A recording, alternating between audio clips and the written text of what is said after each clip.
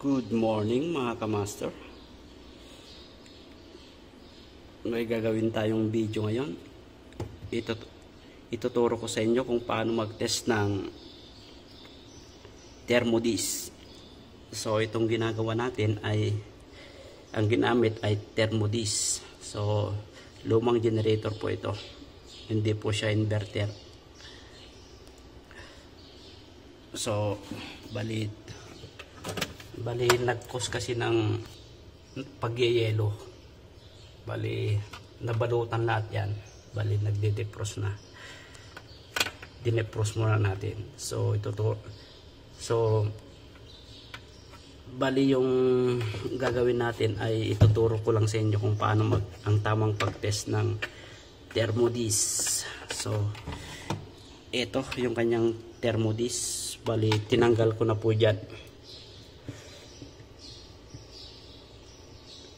So, bali gagamit tayo ng multimeter. I-test natin siya, i-set natin sa range 110 or X1. So, ganyan. Bali pag ganito, hindi siya malamig, hindi natin nababad sa malamig.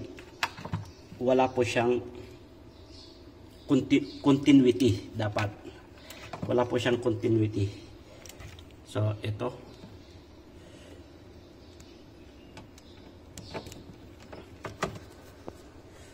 So, ayan mga master. Wala po siyang continuity. So, ilagay natin sa malamig. Ito. Kailangan magkaroon siya ng continuity. So, babad lang muna natin. So, ito na mga kamaster. Pagkatapos ng 5 oras na nakababad yung ating thermodis ay muli nating tines. Ay ganun pa rin, walang reaksyon. Kailangan, pag nakababad to na sobrang lamig, kailangan magre-react tong ating thermodis. So, sa pagkakataong ito ay hindi siya nagre-react. Ibig sabihin, defective na itong ating thermodis. So, yun lang mga kamaster ang kung paano mag-test ng thermodis.